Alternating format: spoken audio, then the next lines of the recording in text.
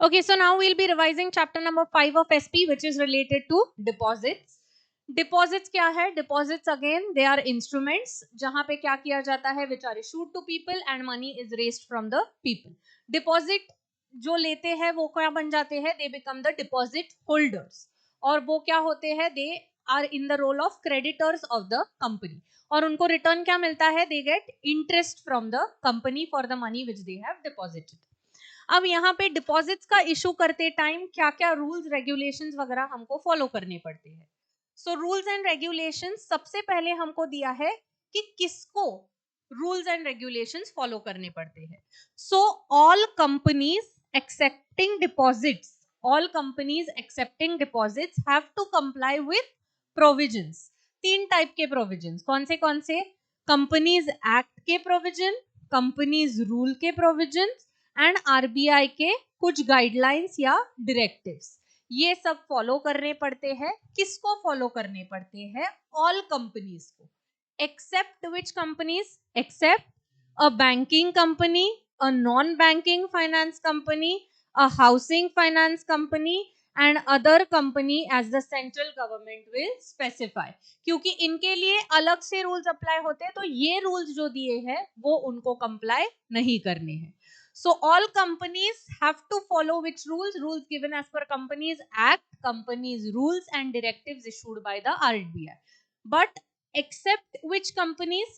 Banking company, non-banking finance company, housing finance company and other company as specified by central government. Next, acceptance of deposits. अभी ये deposits का acceptance कौन कौन कर सकता है, मतलब companies किस किस से deposits ले सकती है. तो एक तो मेंबर्स से कौन ले सकता है और पब्लिक एट लार्ज से कौन ले सकता है. तो हमने यहाँ पे देखना है कि मेंबर्स मतलब अपने ही शेयर होल्डर्स या ऑलरेडी जो पार्ट है कंपनी के, उनसे डिपॉजिट कौन कौन रेज कर सकता है. प्राइवेट कंपनी कर सकती है, पब्लिक कंपनी कर सकती है, एलिजिबल पब्लिक कंपनी भी कर सकती है. मतलब इन शॉर्ट सब कंपनीज कर सकती है अपने ही मेंबर्स से डिपॉजिट्स रेज.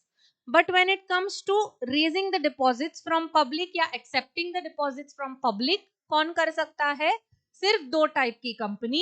एक है एलिजिबल पब्लिक कंपनी एंड दूसरी है गवर्नमेंट कंपनी. तो एलिजिबल पब्लिक कंपनी का मतलब क्या होता है? Net worth of the company should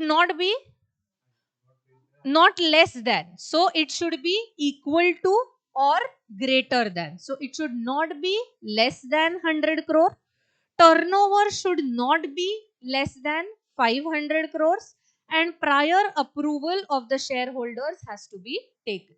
Eligible company matlab again net worth is 100 crores or more, turnover is 500 crores or more. इसलिए उन्होंने बोला है not less than. इसका मतलब है इक्वल टू या ग्रेटर देन, इक्वल टू या greater than, net worth equal to या greater than 100 crores and turnover equal to या greater than 500 crores and approval of the share holders is taken. तो we have to understand कि हमको यहाँ पे दिख रहा है कि ये पब्लिक कंपनी क्या है. It is a big public company. So we can यहाँ पे रिमेंबर कि पब्लिक से कौन डिपॉजिट ले सकता है? बड़ी पब्लिक कंपनी या गवर्नमेंट कंपनी. तो जिनके ऊपर ज्यादा ट्रस्ट जो है वो किया जा सकता है छोटी पब्लिक कंपनी पे या बड़ी पब्लिक कंपनी? बड़ी पब्लिक कंपनी पे.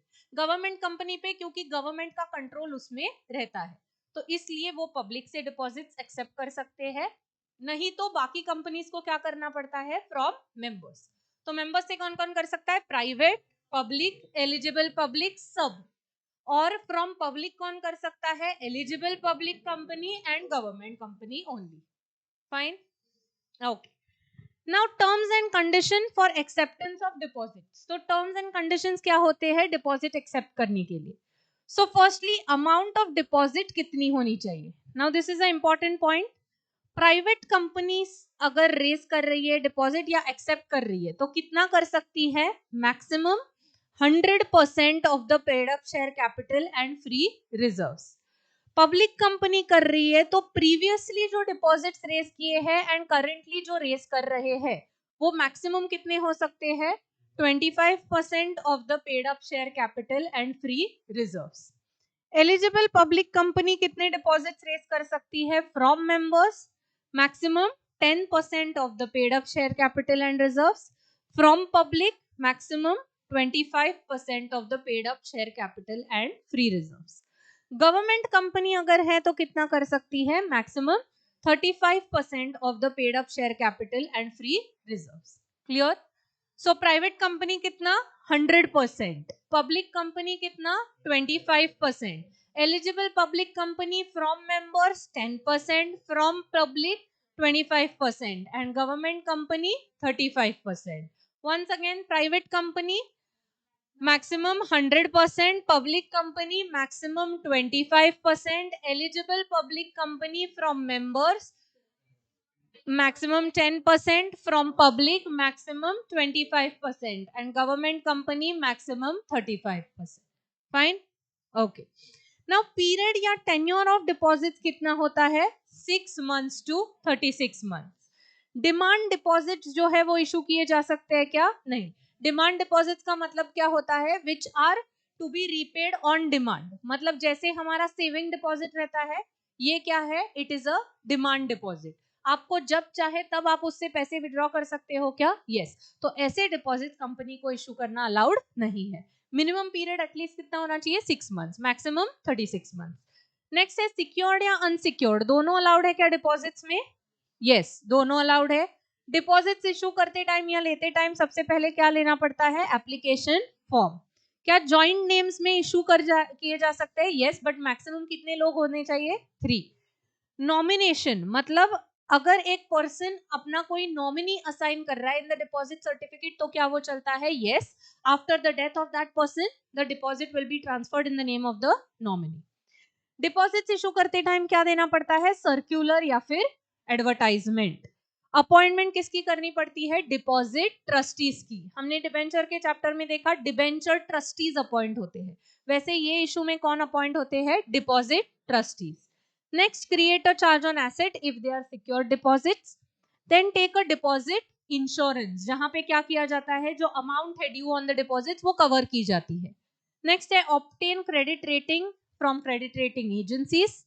Open deposit repayment reserve account. Again debentures के लिए हम क्या ओपन कर रहे थे? Debenture redemption reserve account. वैसे ही यहाँ पे क्या करते हैं? Deposit repayment reserve account. Next है डिपॉजिट रिसीट जो है वो कितने दिन के अंदर इशू होनी चाहिए? Within 21 days of receipt of the money. Next, the name of the deposit holder has to be entered in the register of deposit. Then you need to file the return of deposit with ROC before 30th June relating to all the deposits which have been accepted during the previous year. Next है interest कितना हो सकता है? Maximum rate which is specified by RBI. उधर तक restrict होना चाहिए. क्या right to alter terms and conditions available होते हैं deposit में? Yes, intimation देके accordingly वो किया जा सकता है. डिपॉजिट्स आपने कितने लिए हुए हैं एक पर्टिकुलर फाइनेंशियल ईयर में, ये आपको डिस्क्लोज करना पड़ता है कहाँ पे? In the financial statements.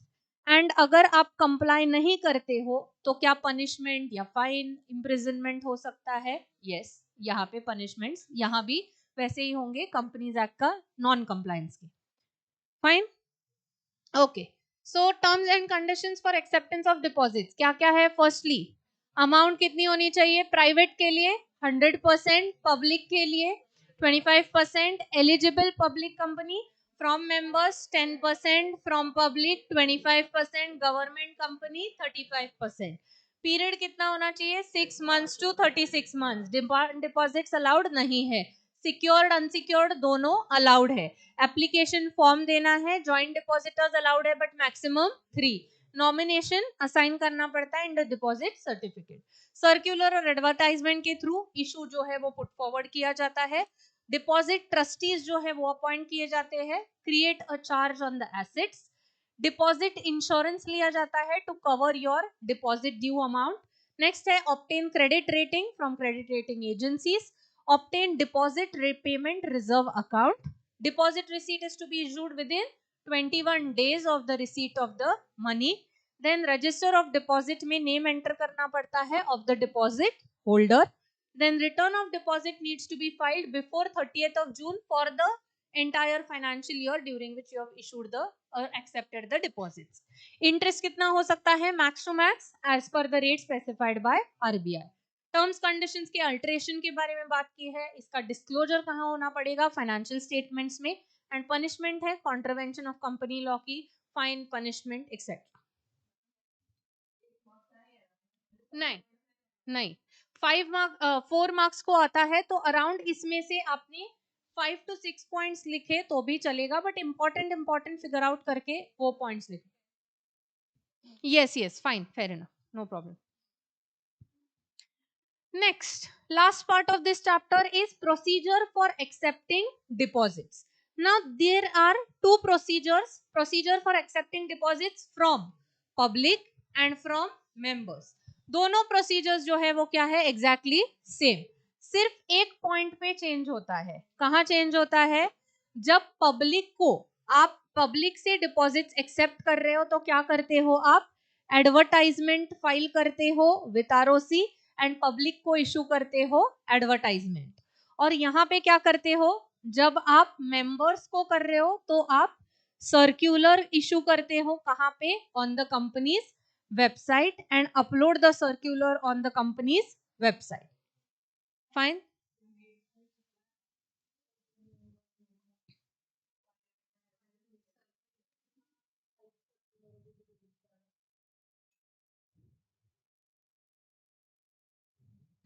yes, file circular.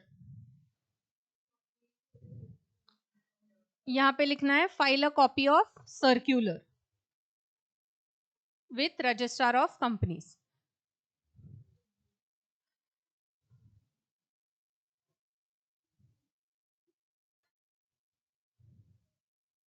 बस ये 3 पॉइंट्स चेंज हो रहे हैं, बाकी सब क्या है? बाकी सब सेम रहेगा. तो let's just go through the procedure. Firstly क्या है? फर्स्टली बोर्ड मीटिंग होल्ड करनी पड़ेगी टू डिसाइड कि आपको कितने डिपॉजिट्स वगैरह लेने हैं, कितना मनी रिक्वायरमेंट है, etcetera.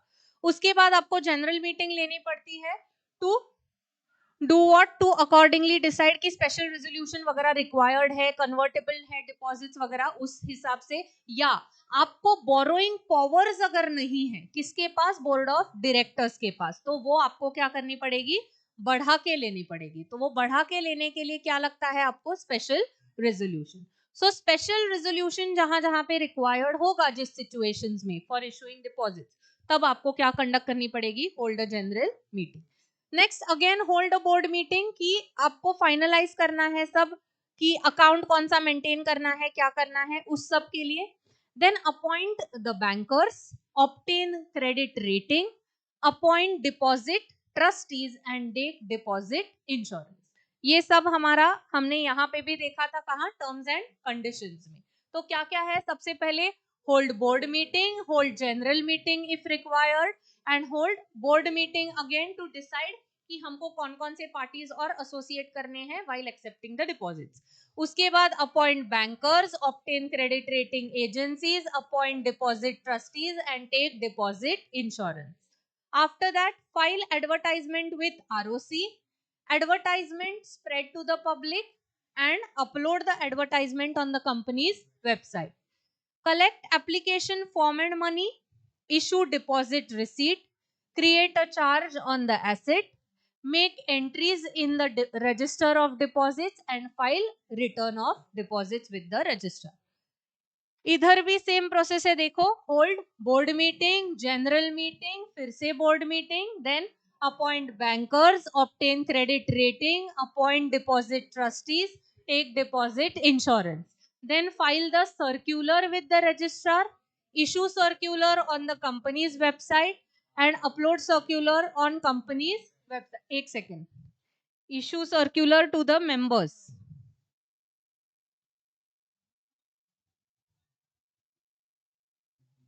issue circular to the company's members and upload circular on the company's website. Next, collect application form money, issue deposit receipt, create a charge on the asset, make entries in the register of deposits and file return of deposit with ROC. बाकी days के limitation यहाँ पे specified है. Return कब तक file करना है? 30th June, after the end of the financial year. And deposit receipt कितने दिन के अंदर इशू करनी है? 21 days of the receipt of money. Once again, the procedure in short: hold board meeting, general meeting, board meeting, then appoint bankers, obtain credit rating, appoint deposit trustees, and take deposit insurance. Then file advertisement or circular with ROC. Then issue advertisement or circular to public or to members and upload the circular or advertisement on the company's website. Then collect application form and money, issue deposit receipt, create a charge on asset, make entries in the register of deposits, and file the return of deposit. Fine? Okay. So yes, this was about the chapter of deposits. Done? Okay. ये 8 marks को नहीं, ये सब generally procedures जो है वो 4 marks को आने के ही चांसेस ज्यादातर है. यस, प्रोसीजर अगर आती है तो सब लिखना पड़ेगा, भले एक्सप्लेनेशन में आप कट शॉर्ट करो. तो कोई भी दोनों लेसन की, प्रीवियस लेसन है 4th और 5th, कहीं भी प्रोसीजर आती है तो पूरी लिखनी पड़ेगी. भले आप क्या करो, उसका एक्सप्लेनेशन जो है वो कट शॉर्ट करके लिखो, but procedure has to come in detail. अगर आपको प्रोविजंस पूछे जाए तो कुछ प्रोविजंस लिखने चलते हैं, बट प्रोसीजर आता है तो पूरा आना चाहिए. फाइन? Okay, that's it.